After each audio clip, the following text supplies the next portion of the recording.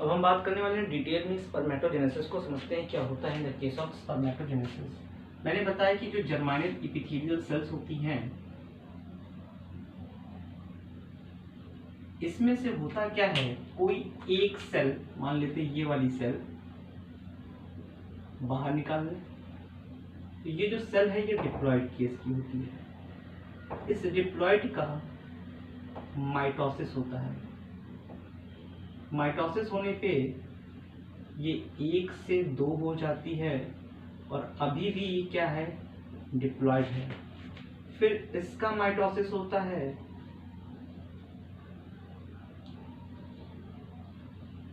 और इसका भी माइटोसिस होता है, तो अभी भी ये डिप्लॉयड ही स्टेज में है और यहाँ माइटोसिस 2 बार हुआ, तो यहाँ से 1 से 4 जो हो रहा है इसी को हम कहते हैं मल्टीप्लिकेशन फेज। Multiplication phase. तो पहला स्टेप हम क्या समझे कि जर्माइनल एपिथेलियल यानी जर्म सेल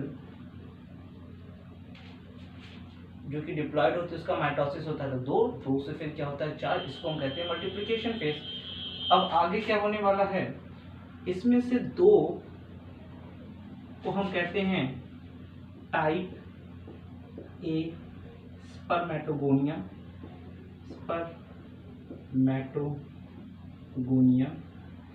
और इन दोनों को हम कहेंगे टाइप बी स्पर्मेटोगोनिया। तो अगली चीज हम क्या समझे कि यहाँ से पहले 1 से 2 होता है जर्माइनल एपिथेलियम, अभी सब डिप्लॉयड हैं। जो 2 ठो हैं इन्हें हम टाइप ए स्पर्मेटोगोनिया कहेंगे और ये 2 को हम क्या कहेंगे, type B spermatogonia. Type A spermatogonia is responsible in the formation of stem cell. जो टाइप ए स्पर्मेटोगोनिया, बहुत इंपॉर्टेंट है ये समझने के लिए, जो टाइप ए स्पर्मेटोगोनिया होगा वो आगे चल के स्टेम सेल का फॉर्मेशन करेगा और इसका काम नहीं खत्म। स्पर्म बनाने का जो प्रोसेस होगा वो किस में होगा, टाइप बी में। टाइप ए स्पर्म नहीं बना रहा है, टाइप बी जो होगा वो स्पर्म बनाएगा। अब टाइप बी में क्या होने वाला है, ये टाइप बी ग्रोथ फेज में चला जाएगा, यानी अब ये जो सेल्स हैं इसमें से दोनों में से हम कोई एक ले रहे हैं, ये धीरे से थोड़ी एनलार्ज हो जाएगी और एनलार्ज होने के को हम कह दिए ग्रोथ फेज। ग्रोथ फेज के बाद आपको अच्छे से याद होगा मल्टीप्लिकेशन फेज था, मल्टीप्लिकेशन फेज पहले था, फिर ग्रोथ फेज था, और उसके बाद हम लोग देखे थे कि मैचुरेशन फेज था। मैचुरेशन फेज में क्या होगा,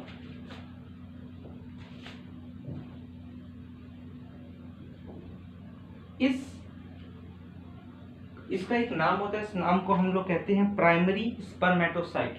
क्योंकि ये डिप्लॉयड है, अभी इसमें कुछ नहीं हुआ तो ये डिप्लॉयड है, इसका नाम होगा प्राइमरी स्पर्मेटोसाइट।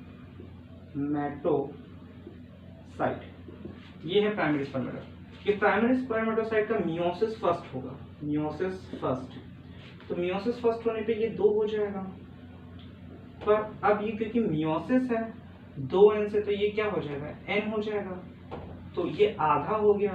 तो इसको हम कहते हैं रिडक्शन डिवीजन। Reduction division.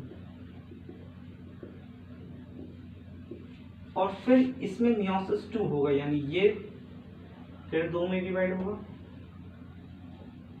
और ये भी 2 में डिवाइड होगा और सब n होंगे। तो यहाँ पर आधा नहीं हुआ, सेम है, तो इसको हम कहेंगे इक्वेटोरियल डिवीजन। Equatorial division. जब इक्वेटोरियल डिवीजन हो तो लास्ट में हम जो स्ट्रक्चर देख रहे हैं इसको हम लोग नाम देते हैं spermatid. Spermatid. It is very much near to the sperm but it is not a sperm. अब स्पर्म कब तक नहीं बनेगा, जब तक टेल का फॉर्मेशन नहीं होगा। तो ये स्पर्मेटिड स्पर्म में कन्वर्ट होता है और हर एक स्पर्मेटिड के पास टेल आती है। और the process of conversion of spermatid into sperm is known as spermiogenesis. Spermiogenesis.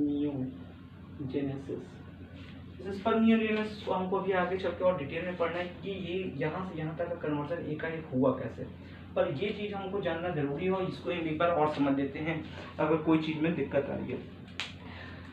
हम क्या कि ये एक जर्म सेल है, जर्म सेल से एक टू एन यानी डिप्लॉइड सेल्स को हमने बाहर निकाला। डिप्लॉइड सेल माइटोसिस में जाती है, माइटोसिस से क्या होता है, ये दो सेल्स में डिवाइड होती है, दोनों ही डिप्लॉइड है, फिर ये फिर माइटोसिस करती है और 2 से 4 हो जाती है। इस पूरे फेज को हम मल्टीप्लिकेशन फेज कहते हैं।